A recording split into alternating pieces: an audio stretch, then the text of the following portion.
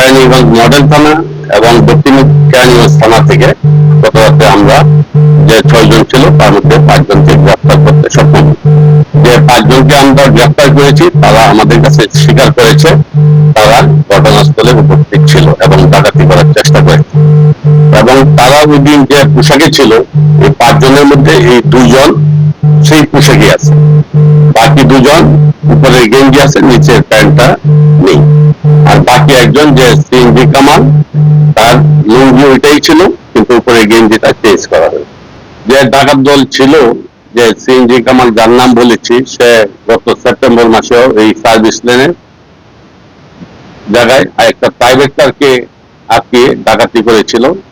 প্রত্যেকটা আমরা ডাকাতি মামলা রুজু করেছিলাম, তাকে গ্রেফতার করেছি এবং তার কাছ থেকে আমরা ওই প্রাইভেট কারের যে আরোহী ছিল তার লাইসেন্সকৃত পিস্তল নিয়ে গিয়েছিল, গুলি সহ 15 লঙ্কার টাকা উদ্ধার করছে।